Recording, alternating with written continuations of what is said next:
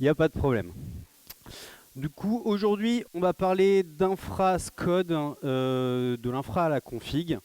Donc, je vais commencer par me préparer. Ouais, on a un petit peu de lag. Commencer par me présenter. Donc, je m'appelle Yann Chépins, je suis tech lead chez OnePoint depuis 4 ans, bientôt 5. J'ai à peu près 14 ans de carrière derrière moi. J'ai commencé pas mal par le développement web, beaucoup de PHP. Et petit à petit, je me suis orienté vers l'industrialisation, la CI/CD, le DevOps, etc. Sur ces 14 années, malgré tout, j'ai industrialisé beaucoup de projets sur pas mal de technos différentes. J'ai fait PHP, du Java, du Python, du Node, maintenant aussi pas mal de Terraform, de Cube, etc. Donc j'ai vu beaucoup de forges logicielles différentes. J'ai déployé beaucoup d'applications à la main au début en FTP, puis maintenant de manière automatisée, Cascode. Donc j'en ai utilisé beaucoup des forges logicielles. Mais en réalité, je ne m'étais jamais retrouvé confronté avec le fait de monter moi-même la forge logicielle et la maintenir. Et on va voir que ça a des petites implications par rapport aux autres typologies de projets.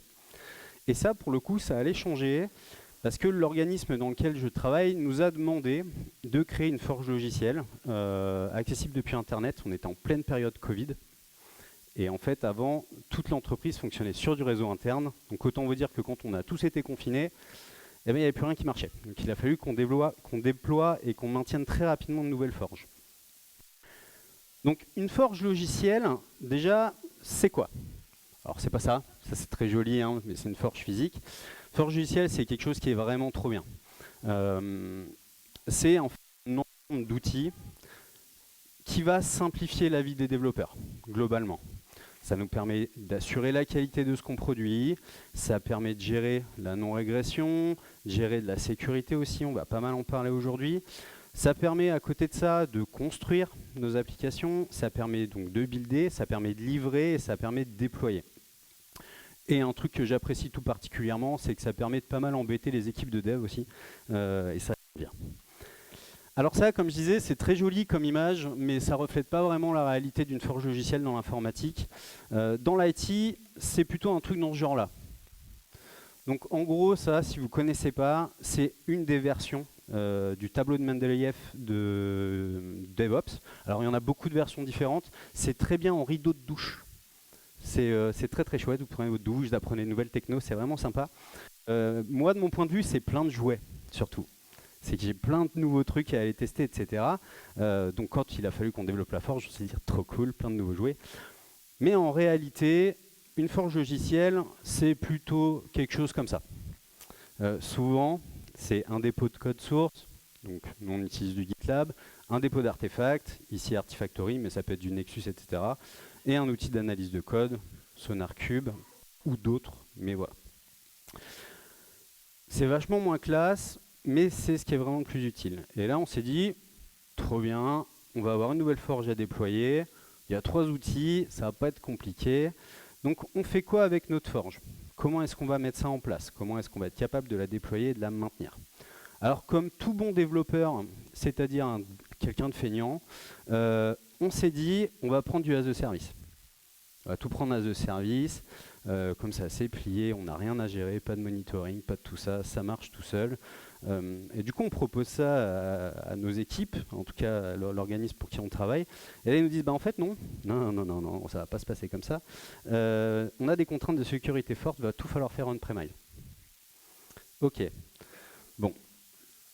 Pour des questions de sécurité qui pour le coup sont légitimes dans le cadre de l'organisation pour laquelle je bosse, des fois c'est pas le cas, ici c'est vraiment le cas. Ça, ce que ça veut dire qu'on a une infrastructure à monter. Alors, on n'a pas à aller installer et raquer, mais par contre, on va quand même falloir la descendre assez bas. Donc, ok, on fait du on-prem, on se dit c'est pas grave, il y a une super technologie qui s'appelle Kubernetes, ça va quand même nous simplifier la vie, et en plus l'hébergeur qu'on a pour ça le propose. Donc pareil, on en parle avec nos équipes de sécu et d'infra, et ben non. Non, pas de Kubernetes, on n'a pas confiance.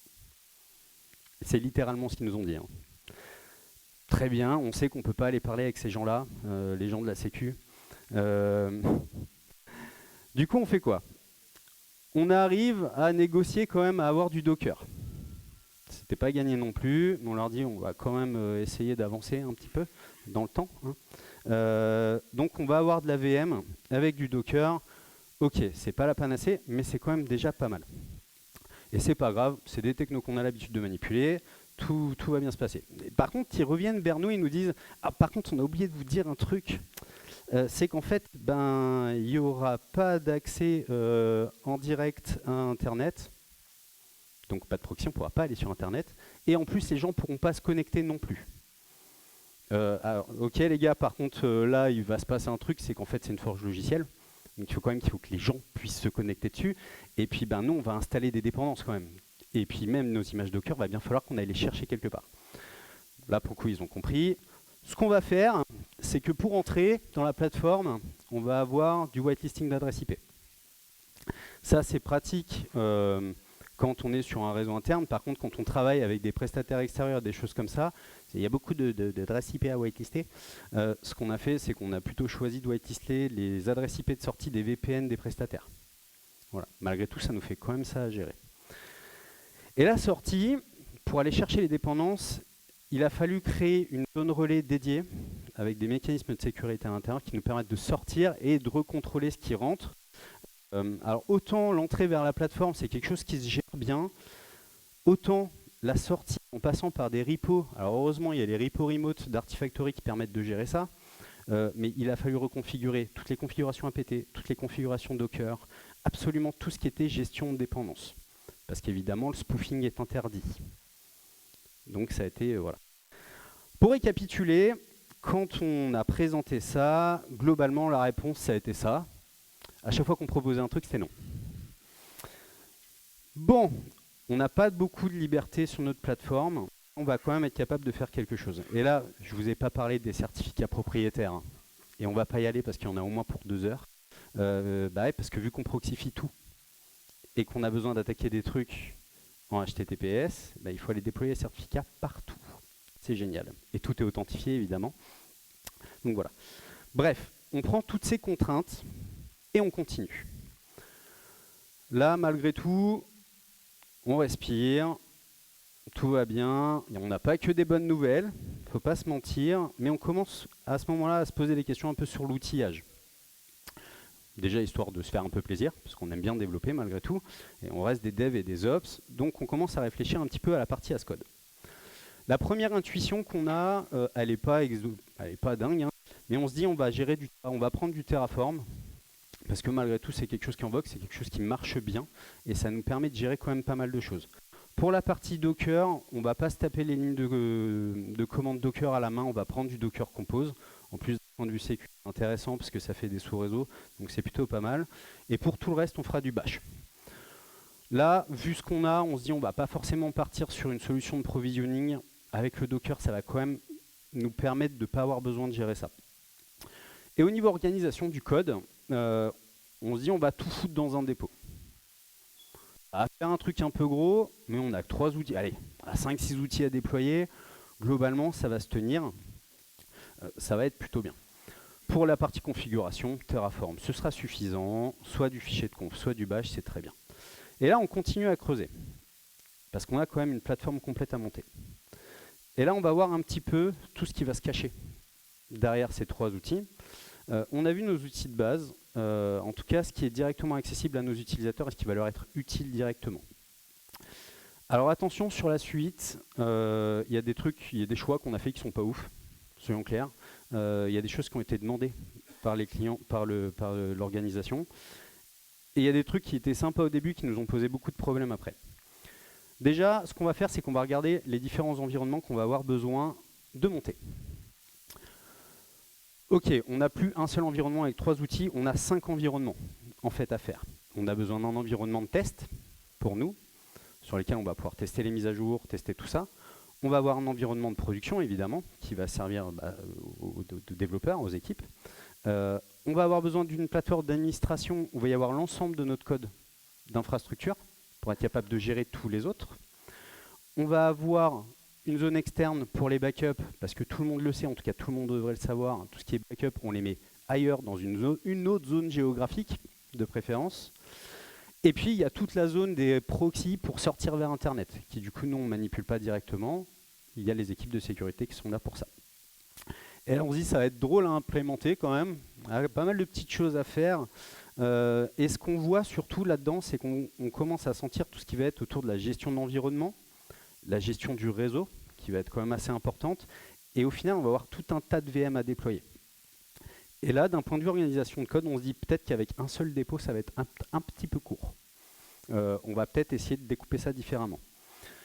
À ce moment-là, on est un petit peu comme ça. OK. On garde en tête qu'on doit gérer absolument toute l'infrastructure et la sécurité qui va avec, en tout cas la sécurisation as code. On ne sait pas trop par où commencer. C'est un sacré chantier quand même. Donc ce qu'on dit, on va commencer par le plus bas, globalement les contraintes générales, et on va remonter. Côté VM, donc on va commencer à regarder comment on doit configurer nos machines virtuelles.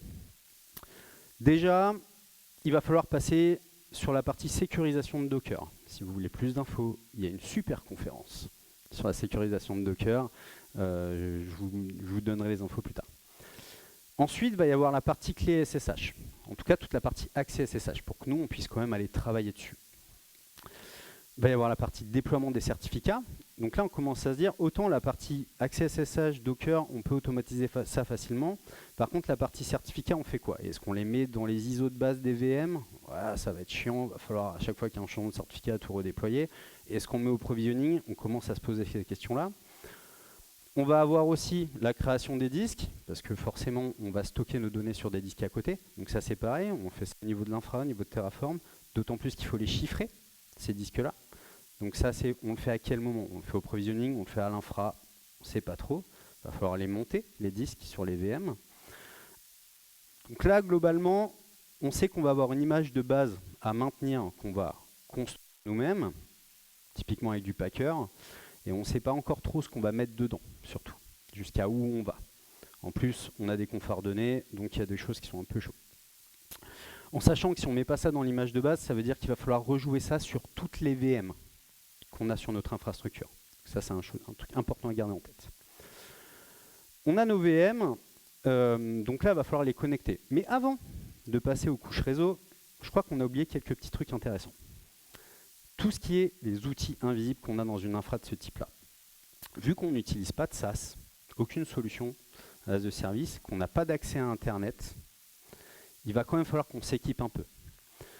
Et ça, en fait, ça va nous permettre de nous projeter sur l'organisation de notre code, au niveau de la partie infra as code. C'est ça qui va être important. Donc ça, globalement, c'est la vision utilisateur de la Forge. En vrai, si on veut avancer dans cette conf sans avoir affaire à un gros Jackson Pollock à la fin, on va déjà commencer par enlever deux trucs. Déjà, on va virer les flèches, on va virer les détails. Oui, c'est l'utilisateur, hein, le détail, hein. Désolé. Mais ici, il ne sert à rien. On va faire un petit peu de place, on va réduire les blocs. Voilà. Déjà, avec ça, ça va être un peu plus simple. On va pouvoir ajouter quelques outils dont nous, on va avoir besoin. Déjà, GitLab, il ne vient pas tout seul. GitLab, il vient avec ses runners. Donc nous, on en a 6 aujourd'hui. On va en déployer peut-être une quarantaine de plus dans pas longtemps.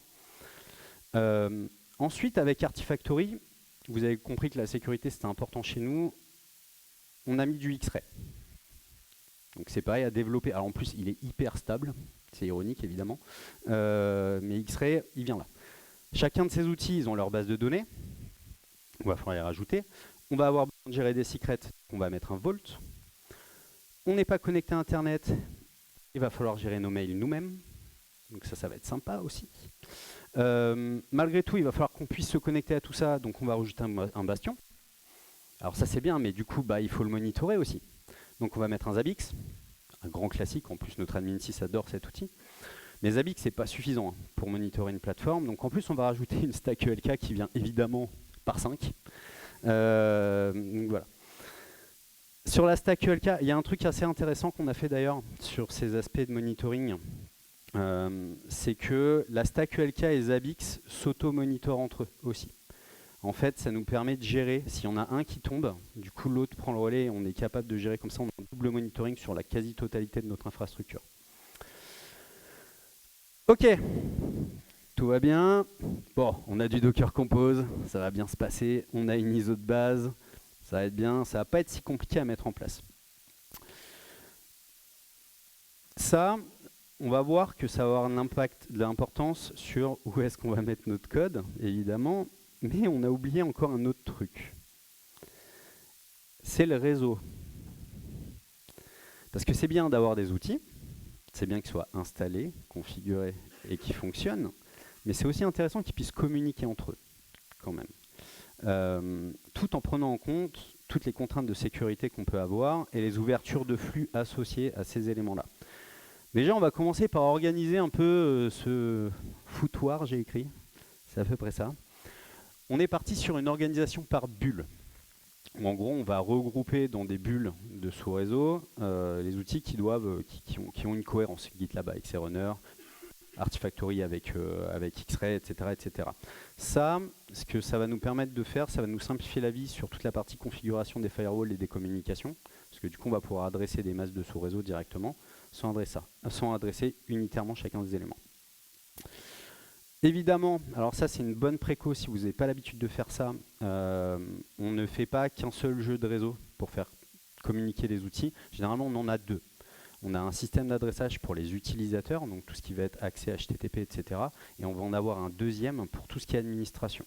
Ce que ça permet de faire, c'est que ça vous permet d'éviter d'ouvrir des ports SSH typiquement sur le champ des adresses IP qui sont utilisées par vos utilisateurs. Donc ça, c'est plutôt pas mal. Par contre, ce que ça sous-entend aussi, c'est que ça sous-entend 2 cartes réseau par VM. On a une petite anecdote sympa avec ça. Merci les gens d'OVH. Je sais qu'il y en a dans la salle. Quand les VM redémarrent, les cartes réseau ne se montent pas toujours dans le même sens.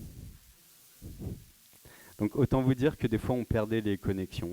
Du coup, tu redémarres jusqu'à ce que ça redémarre dans le bon sens. Bon, on a patché ça après, hein, on a trouvé une solution. Mais voilà, c'était assez drôle. Et malgré tout, après, il va falloir ouvrir aussi les ports sur chacune de ces machines, sans parler des security groups. On n'est pas des bêtes, c'est très bien les adresses IP, mais c'est mieux les DNS, donc on va quand même rajouter un petit DNS pour nous simplifier la vie. On va rajouter des pare-feux, au moins un déjà. Alors c'est un pare-feu qui fait du L3, 4 et 7, donc on fait vraiment du contrôle sur tout, pour protéger tout ça. Lui, il est central dans l'infrastructure. Pour le coup, toutes les communications interbulles passent par ce firewall, dans les deux sens. Donc voilà. Et lui, c'est pareil, il faut le configurer sur 2 plages d'adresse IP, en tout cas sur 2 sous-réseaux, donc il y a un peu de taf aussi. Bon, on met d'autres pare-feux parce qu'on aime ça, hein, parce qu'il faut communiquer avec les autres environnements, évidemment. Donc on a en tout, ouais, je crois qu'on en a 4 ou 5 des pare-feux dans l'infrastructure. Et tout ça, il faut garder en tête qu'il va falloir qu'on configure ce code derrière. Ça va être assez drôle à faire. Voilà. Heureusement qu'on a fait un peu de place sur le schéma, parce que sinon on s'en serait pas sorti. Mais globalement, ça ressemble à ça. Alors c'est pas très beau, je suis pas un très bon designer, hein, vous avez compris que j'étais plutôt dans les couches basses.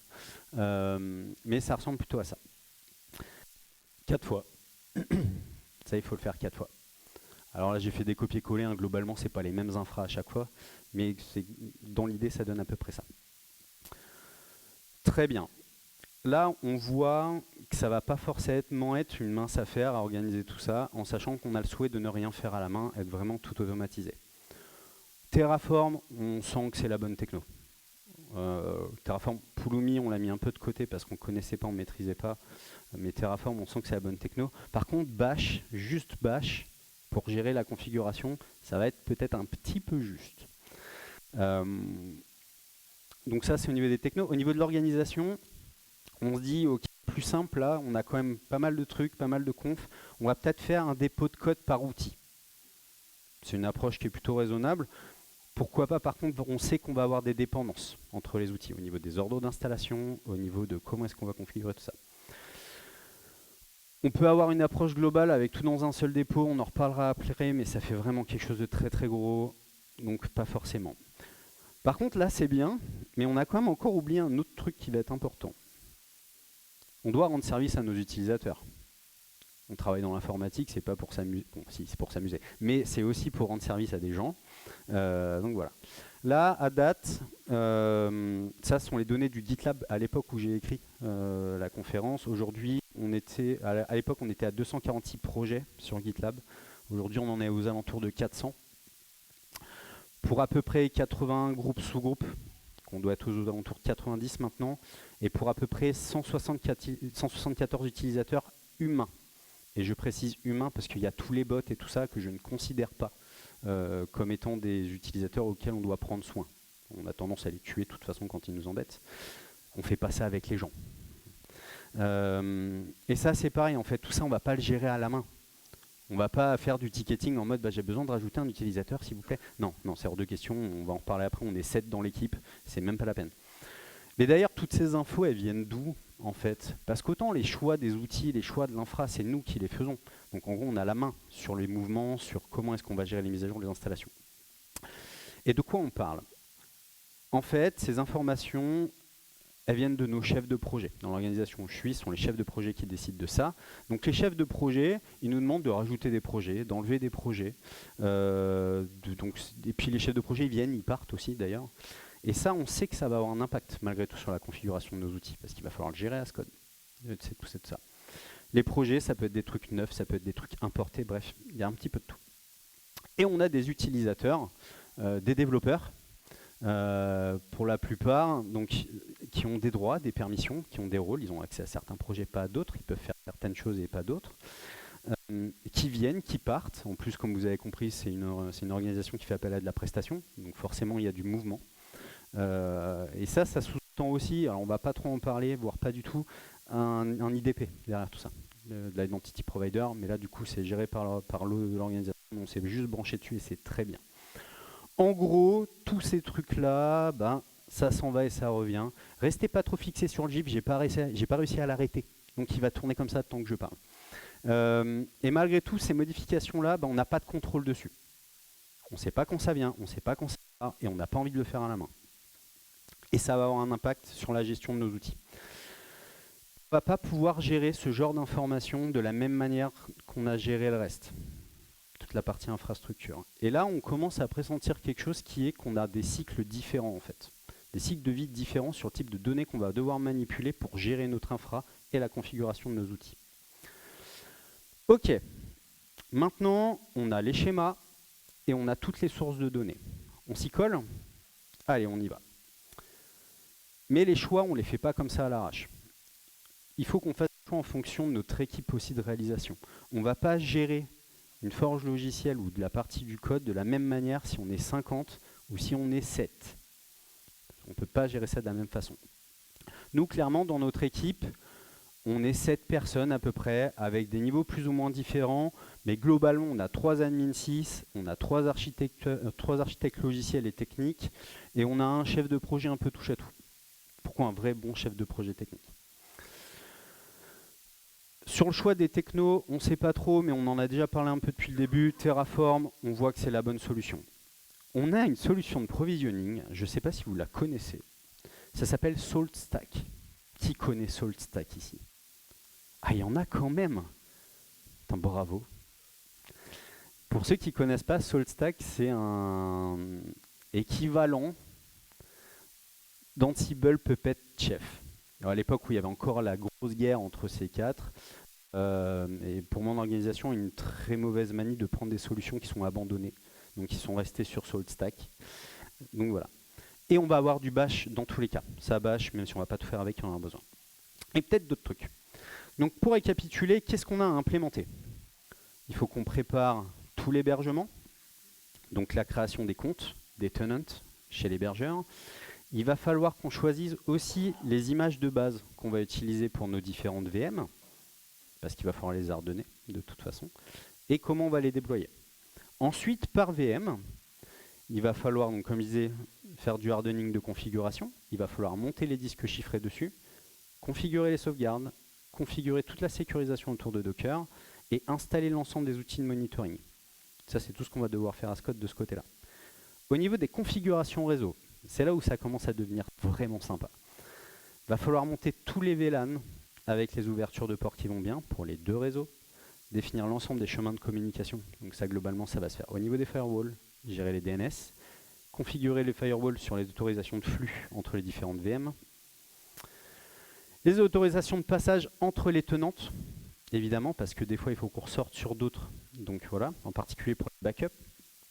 Faire toute la partie assignation d'adresse à JP, reconfigurer les DNS parce que forcément on se trompe à un moment ou à un autre, configurer les bastions, donc que ça soit entrée, sortie, configurer tout le monitoring. Alors je ne vous parle pas des lignes de code qu'il y a pour configurer ELK et Zabbix.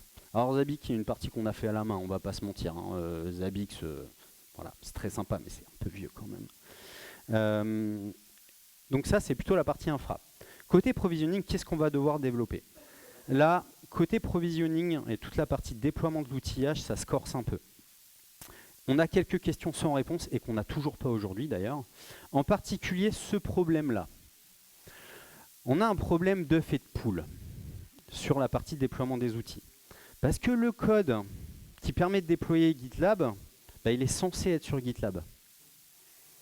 Donc c'est quand même problématique. Et puis pour le coup, il faut quand même déployer Vault avant tout le reste pour aller stocker les secrets, dont les secrets d'accès à Vault. Autant vous dire qu'il y a des choses qu'on a fait à la main. On n'a pas eu le choix, ça c'est sûr. Là, il faut bien démarrer de quelque part. Alors ça, c'était surtout pour la première version, donc toute la partie cold install, l'installation à froid. Après, on a remis les codes sources, on a remis tout ça, et tout tourne de manière automatique quasiment aujourd'hui. Je dis bien quasiment parce qu'il y a des choses qu'on préfère encore gérer à la main. Ensuite, une fois qu'on a géré ça, il va falloir faire à Scott toute l'installation des Docker Compose avec les bons volumes. Parce qu'il y a les montages à faire, il y a tout ça pour que ça soit bien positionné. Installer les AC certificats, faire les corrélations entre les flux et les ports ouverts dans les Docker Compose. Déployer toutes les configurations environnementales qui vont bien en fonction de l'environnement sur lequel on est. Et lancer l'ensemble des scripts d'initialisation. Il va falloir gérer toute la partie secret, parce qu'on ne veut pas manipuler les secrets à la main. Donc notre outil, donc SaltStack, lui, fait toute la génération des secrets pendant le provisioning pour aller les stocker dans Vault et faire de la réutilisation. Donc il va rechercher dans Vault les secrets pour configurer les différents outils. Ça, c'est un peu de boulot aussi, en sachant que Vault, quand il arrive, il est vide. Donc déjà, il faut réfléchir à l'organisation des secrets dans Vault, avec les bonnes policies, pour les bons utilisateurs. Voilà. Et il y a tout un tas d'autres trucs, on ne va pas repasser précisément dessus. Script d'initialisation, j'en ai déjà parlé. Il y a toute la partie configuration de l'envoi des logs. Parce que forcément, on a des logs de Docker qui viennent, mais on a les logs fichiers. Donc, il faut mettre les agents bits, les fameux X-bits de Elasticsearch pour faire les renvois, etc. Et puis la configuration du monitoring, côté Zabbix, etc. Donc là, on a une infrastructure installée avec tout câblé et on a les outils qui sont déployés. Maintenant, il faut les configurer, ces outils. Maintenant que tous ces outils sont installés et peuvent communiquer, il va falloir quand même que les utilisateurs puissent y accéder. Là, pour l'instant, à l'état où on en est, même à notre ASCode, on n'a que les accès admin partout. En tout cas, ils sont dans Vault. Donc, il va bien falloir les configurer. Là, on a deux types de configurations qui vont se présenter à nous. Côté GitLab, sur ces deux types de comptes, il va y avoir toutes les configurations générales. Globalement, ça va être soit des configurations d'administration, soit des configurations qu'on veut impacter sur tous nos projets. Typiquement, les règles pour les merge requests, tout ce qui va être règle aussi au niveau des nommages de branches, de commit, etc. Nous, on va à ce niveau de précision-là. Il va y avoir tout ça à gérer. La configuration des runners, évidemment, ils ne s'enregistrent pas tout seuls, ce serait trop beau. Et après, on voit qu'on va avoir aussi des configurations qui vont être spécifiques au projet. En gros, quand on a un nouveau projet, un nouveau membre, un nouvel utilisateur, là, c'est d'autres types de configurations. On voit qu'on a déjà encore deux rythmes, entre guillemets, sur ça. Et donc, on ne fera pas forcément ça avec les mêmes outils, d'ailleurs, ASCode. Idem pour Sonar. Globalement, on va avoir à peu près la même mécanique. On a les confs générales. Généralement, c'est les quality gates et la création des comptes de service. Et puis, après, il va falloir faire des configurations spécifiques pour chaque projet. Avec les règles de base pour chaque projet. On a la même pour Artifactory, en sachant que pour Artifactory, il y a un truc en plus qu'on est obligé de faire plus tôt, c'est la configuration des remote repositories. En gros, c'est ce qui nous permet de sortir par les proxys pour aller sur Internet. Donc ça, c'est vraiment à la base, et après, on a les confs générales d'Artifactory pour les utilisateurs, et après, il y a les confs des créations de dépôts pour chaque projet. Donc tout ça, ASCode, c'est sympa. Et il y a pas mal d'échanges d'access token en plus entre tout ça. Et on a les secrets. Évidemment, on ne va pas filer un secret à tout le monde pour leur dire vous avez accès à tout. Non, par projet, par utilisateur, on a un secret qui est généré quand il exécute sa CI. Ça, on ne va pas le faire à la main non plus. Ça, on va automatiser tout ça. Le Hascode dans tout ça. Donc là, pourquoi est-ce que je passe du temps là-dessus? Parce qu'en fait, c'est ça qui va nous permettre de savoir comment organiser tout ce code, qui va nous permettre de faire tout ce qu'on a vu avant. On s'est dit, on ne va pas se lancer les yeux fermés, on va regarder un peu ce qui se fait. Généralement, ça, c'est ce qu'on voit souvent dans le monde du DevOps, on va dire, au sens large, c'est que chaque outil va porter en fait sa configuration. En gros, on va faire un dépôt pour GitLab, un dépôt pour Artif, un dépôt pour machin. Donc la partie infrastructure, provisioning, configuration. Ça donne à peu près ça. Alors je sais pas si on... ça va. De toute façon, c'est juste une idée, hein. Il n'y a pas de truc très précis à voir. En gros, on va avoir du code qui va être un peu organisé comme ça. On va avoir un répertoire pour la partie infra, un répertoire pour la partie provisioning, un répertoire pour la partie configuration, configuration générale et configuration relative au projet, et de la doc. Ça, je le dis dans toutes mes confs, faites de la doc, surtout quand c'est compliqué comme ça. Ça, ce qui est intéressant avec cette approche-là, c'est qu'on peut avoir une autonomie par équipe, une autonomie en fait sur chacun des outils. Ça, c'est plutôt cool. Donc les pros là-dessus, c'est qu'on a une cohérence qui est intra-outillage. On gère tout de bout en bout, donc on est capable de gérer ça assez finement. C'est plutôt pas mal. On a de l'indépendance entre les outils. Ce qu'on va faire sur GitLab ne va pas impacter le reste. Donc ça, c'est plutôt cool. Et c'est vrai que c'est quelque chose qui est relativement propre à gérer. Si on a une trentaine d'outils, on va avoir une trentaine de dépôts.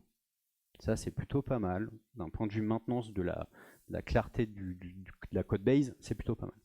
Par contre, ça va quand même entraîner, il y a quelques aspects négatifs sur ça.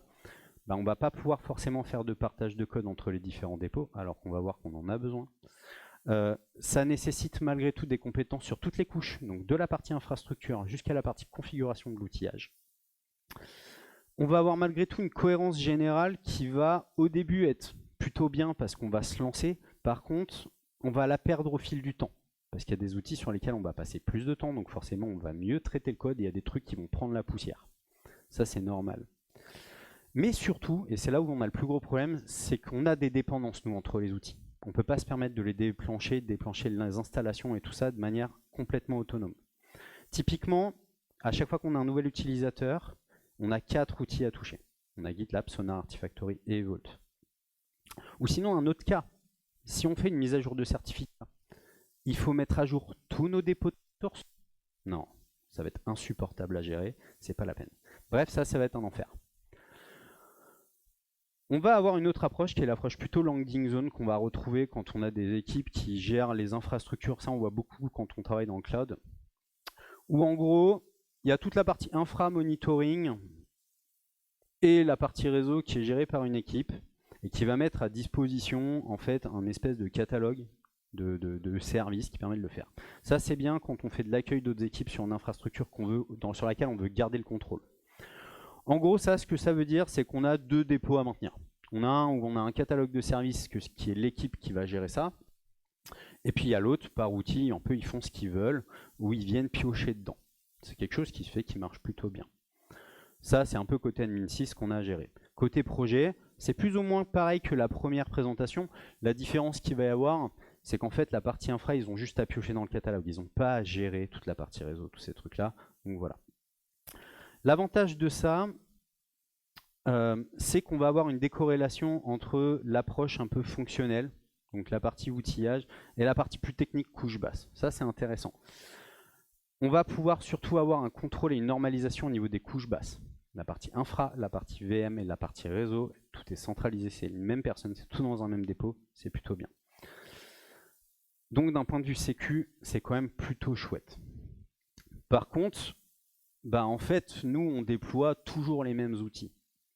On s'en fout de faire de l'accueil, de mettre en place un catalogue. Ça n'a aucun sens pour nous. On est trop petit, on est 7. Et on n'a pas 42 équipes, on en a une. Ça va demander beaucoup trop de maintenance.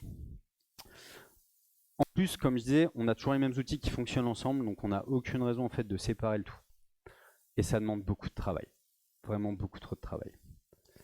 Bref, comme je disais, ça correspond à notre besoin. Et chez nous, tous les outils touchent à tout, et même nous, on touche à peu près à tout. On fait un monorepo? Pourquoi pas? On va tout mettre dedans. À chaque modification, au moins on a accès à tout. Hein. Ça, pour le coup, c'est sûr. Hein. On a 5 environnements, ça fait à peu près 120 outils. On est bien, on est pas mal. On sait qu'on peut mettre des garde-fous sur du monorepo et on sait qu'il y a des équipes qui marchent très très bien avec du monorepo. D'un point de vue cohérence, en plus, c'est génial. Par contre, on sait pas faire. On sait clairement pas faire, donc on n'est pas parti là-dessus. On va essayer de voir un peu les choses autrement. Parce que là, malgré tout, sur notre organisation de code, on a une approche qui est relativement statique. On est en train de voir comment c'est structuré pour voir comment on va organiser notre code. On sépare en couches, on fait de l'infra, du provisioning, de la configuration. Mais il y a peut-être moyen de faire autrement. Parce que malgré tout, on va la construire, mais il va falloir la maintenir, cette plateforme. On s'est posé la question d'une manière un peu différente, avec une approche plus opérationnelle. Déjà, de 1, qu'est-ce qui nous amène à toucher le code? Quelles sont les différentes actions? Quels sont les éléments qui nous amènent à toucher ce code? À quelle fréquence?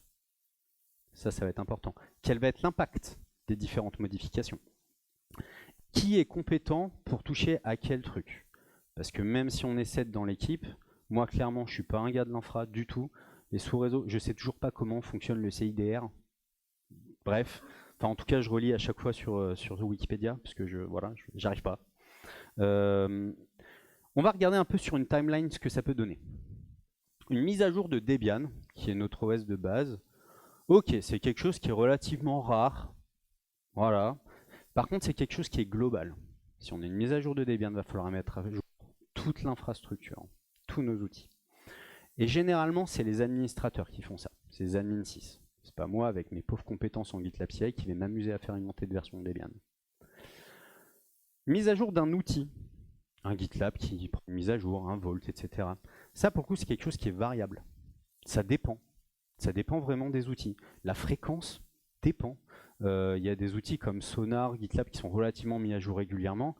Autant vous dire que Zabbix, voilà. Je pense que vous avez répondu à la question. Et c'est pareil, c'est les administrateurs qui vont faire ce boulot-là. On va avoir un autre truc, ça va être les modifications importantes du réseau. Donc ça nous est arrivé une ou deux fois en l'espace de 3 ans. Là, par contre, l'impact, il est énorme. Il faut reprendre quasiment tout.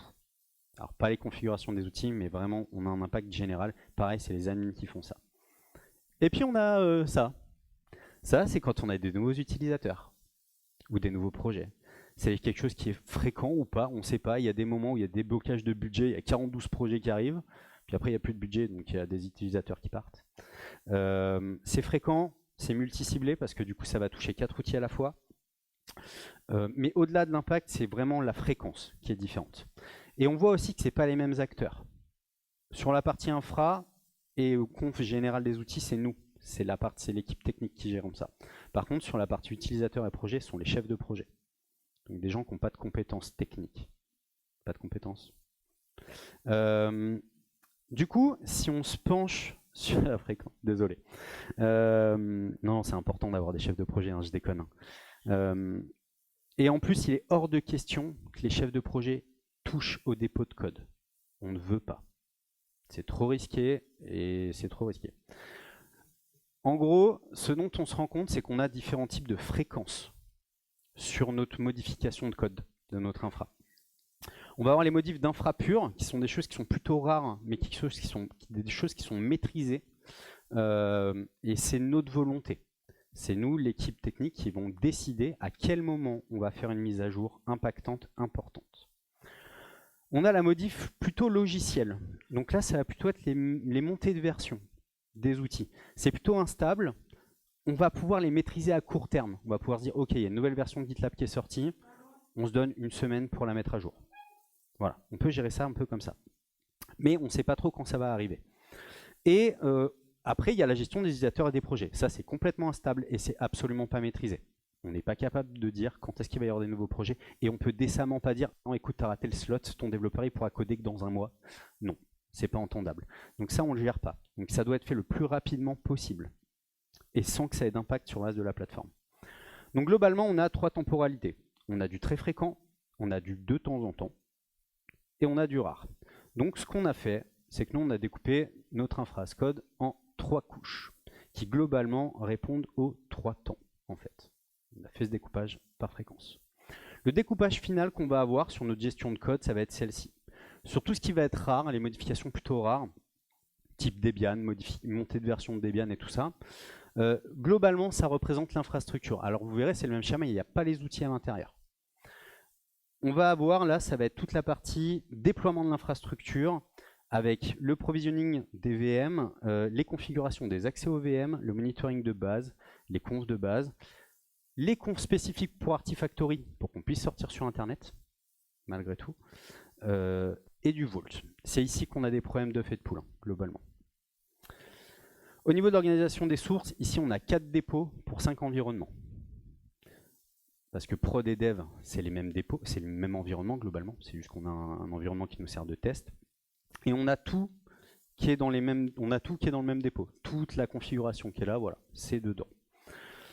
Parce qu'on part du principe que pour la partie infra, on a besoin d'avoir une vision globale et une mainmise complète sur toute la partie code qui nous permet de gérer l'infra. Ça nous permet d'avoir une vision quand on fait une modification sur tout ça. Ça, globalement, du Terraform, du Packer, du Bash, et il ne faut pas l'oublier, du curl. Curl, c'est un outil qui est indispensable. Tous nos outils font de l'API aujourd'hui.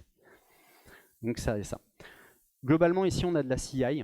Ça veut dire qu'on fait du contrôle sur tout ce qu'on fait, mais on ne fait pas de CD. On fait toutes les applications de modification à la main, parce qu'on veut maîtriser et avoir un regard sur ce qui se passe. Et vu qu'on fait ça en HNO, voilà. Mais ça, c'est pas un problème. C'est quelque chose qui est relativement rare. Donc c'est pas gênant. Sur la partie modification plutôt variable, donc la deuxième temporalité qui est le de temps en temps, on ne sait pas trop. Globalement, ça va être les mises à jour des outils ou 2-3 configurations. Ça va toucher à ça. Ça va être toute la partie provisioning, configuration de base des outils. GitLab, l'enregistrement des runners, la mise en place des règles générales des merge requests. Artifactory, ça va être les confs d'admin. Bref, voilà, les comptes d'administration et la conf du monitoring. Le fait d'aller déposer les agents bits et tout ça pour aller chercher les bons logs aux bons endroits, etc. Mais c'est surtout lié aux mises à jour. Là, par contre, on a 30 outils, 30 dépôts. Pour une raison très simple, c'est que les outils, ils évoluent pas en même temps. Quand il y a une mise à jour de GitLab, ça ne veut pas dire qu'il va y avoir une mise à jour d'Artif. Donc là, on a vraiment un dépôt par outil, parce que ça permet de suivre le rythme. C'est un peu plus complexe. Par contre, on a un impact moindre. Ça veut dire que quand on va modifier le code de GitLab, on ne va toucher que GitLab. On ne va pas toucher au reste. Il n'y a pas de risque vis-à-vis de ça. On a quand même un dépôt qui contient du code partagé. On fait du salt stack. Et sur du provisioning, c'est quand même pratique d'avoir des trucs partagés. Typiquement, tout ce qui est communication avec Vault, on est content d'avoir quelque chose qui n'est pas à répliquer. Pour ces technos-là, en tout cas pour cette couche-là, on est sur du salt, de la CI/CD GitLab, du bash et du curl, toujours. Et pour la dernière partie, donc la partie fréquente, donc nos utilisateurs, nos projets sur lesquels on n'a aucun truc, qui vont toucher 4 outils, GitLab, Artifactory, Sonar et Vault, bah là on a un bout de programme qu'on a développé à l'époque en Node.js, puis après on l'a refait en Terraform, et là on est passé en Pulumi. On s'amuse avec ce truc, hein, c'est un bac à sable pour nous. Et en fait, ce truc-là, tout est automatisé sur ça. Ça veut dire les chefs de projet ils viennent dire, renseigner dans un truc, dans un fichier, il y a un nouveau projet, voici la liste des utilisateurs. Ce petit truc-là, il va aller tout configurer. Il configure tout. C'est de la CI, c'est complètement automatisé, donc c'est plutôt cool. Donc voilà, à l'époque que j'ai fait, c'était du Terraform. Et ça, on est obligé de l'automatiser. On n'a pas le choix, sinon c'est insupportable. Et la cohérence dans tout ça. Comment on gère la cohérence de l'ensemble? Globalement, le maintien, on va le faire par couche. Ça veut dire que quand on va gérer de l'infra, on va gérer que de l'infra, donc sur telle temporalité. Pareil sur la partie provisioning et config, voilà, on a cette séparation-là. Ce que ça donne, par contre, c'est que d'un point de vue, il y a une espèce de conséquence anti-DevOps avec ça, c'est que maintenant, seules les personnes compétentes touchent à leur couche. On a perdu un petit peu là-dedans. L'infra, les admin 6, le provisioning, les admins et des fois les archis. Et la partie utilisateur, configuration d'outils, bah, c'est les chefs de projet. Donc voilà, bon, ils passent par nous évidemment. Mais voilà. Et ça, pour le coup, est-ce que ça fonctionne? Oui, ça marche bien. Ça fait 3 ans qu'on marche comme ça et ça marche plutôt bien. On applique et on exécute le code sur seulement les éléments qui sont nécessaires d'être modifiés. Et ça nous rassure. Et ça nous permet aussi de réduire nos impacts. Les exécutions de scripts sont rapides. vu qu'on a des petites zones de code, sauf pour l'infra, évidemment c'est plus long. Chaque évolution se fait dans un cadre cohérent. Quand on va faire une montée de version de GitLab, on touche juste à la version de GitLab, on ne va pas impacter l'infra, on ne va pas impacter le reste, etc. On n'a même pas à calculer les diffs. On ne s'embête pas du tout avec ça. Et malgré tout, on a un choix de techno qui est libre pour chaque couche. Et ça, c'est plutôt chouette. Est-ce qu'il y a des inconvénients? Évidemment, comme tout. En gros, il y en a un qui est important, c'est qu'est-ce qui se passe quand on a une modification? Quel est l'enchaînement d'impact que ça va avoir? Bah, globalement, l'impact il se fait dans ce sens-là. Quand on a une modification sur la partie infra, il va y avoir probablement des modifications à faire sur les autres. Quand on a une modification provisioning, c'est pareil. Mais en fait, c'est pas très grave, parce que ici, les modifications, elles sont rares. Donc l'impact est plutôt rare. Ici, on ne sait pas trop. Quand GitLab choisit de faire une montée majeure, bah, des fois ici, ça pète. Tant pis, voilà. Mais on est plutôt tranquille. Et malgré tout, il y a quelque chose qui nous sauve pas mal la vie là-dedans, c'est Docker. Parce que Docker, il nous permet d'atténuer aussi l'impact de la montée de version de nos OS. Parce que ça peut être sympa à gérer aussi. Donc parfois, quand on met à jour l'infra, ça peut être tout le reste, mais c'est en environnement de test, c'est pas grave. Donc côté infra et conf, on n'a pas trop de soucis. Côté provisioning, c'est un peu plus sport, on a 30 dépôts. Donc voilà, c'est un peu plus compliqué. Et il y a un autre côté qui est pas cool, c'est qu'on a de la perte de compétences. Parce que forcément, on va naturellement en fait s'orienter sur nos affinités professionnelles. Donc on va rester un peu dans ce qu'on fait, même si de temps en temps on essaie de switcher. En tout cas, pour conclure sur cette conférence-là, la prochaine fois que vous réfléchirez un peu à comment vous allez organiser le code pour gérer vos infrastructures, pensez aux gens qui font la maintenance derrière. Ça peut être sympa. Essayez de réfléchir un peu sur la fréquence de mise à jour, sur un peu qu'est-ce que vous allez avoir besoin de toucher à quoi et à quel moment, pour ne pas avoir un impact sur la totalité en fait de votre base de code. Ça va vraiment simplifier la maintenance. Ça nous permet aussi, ça sort un peu des habitudes, c'est sûr. Donc voilà. De notre côté, en tout cas, on a encore des choses à rendre indépendants. On va avoir la partie gestion des secrets qu'on va extraire dans pas longtemps, qui va nous permettre de faire du renouvellement automatique. Et du coup, vu que ça va être une temporalité différente, bah, du coup, on va ressortir ça dans des nouvelles couches. Et peut-être même une nouvelle techno, on verra bien. Mais tout ça, en tout cas, eh ben, ça fonctionne. Voilà. Je vous remercie.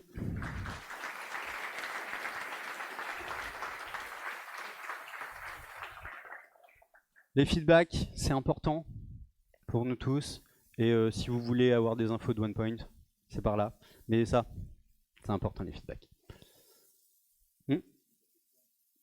J'ai 2 minutes ici. Est-ce que vous avez des questions? Oui.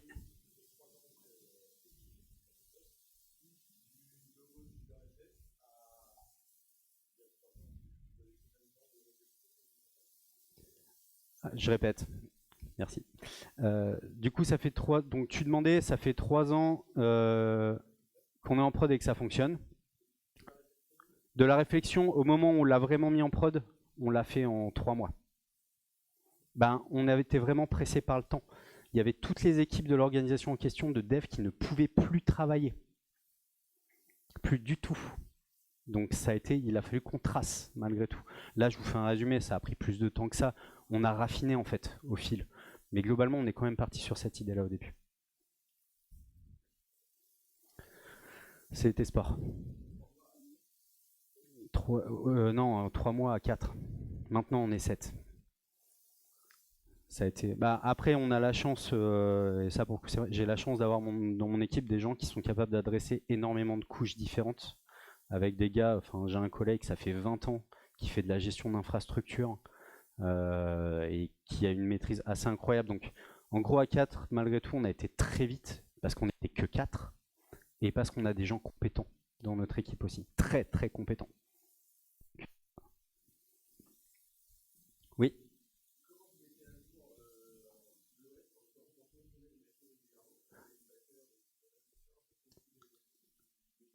Je vais répéter ta question pour l'enregistrement. Donc, comment est-ce qu'on gère la mise à jour des OS? Ça dépend, en réalité. Il y a certains outils, on va se permettre de les détruire et de tout remonter. Donc, on fait vraiment table rase. Il y en a certains, on va appliquer les mises à jour des Debian à la main. Typiquement, les outils un peu sensibles comme Vault, Celui-ci, on y garde. Donc celui-ci, on y va, on va tester, on teste ça.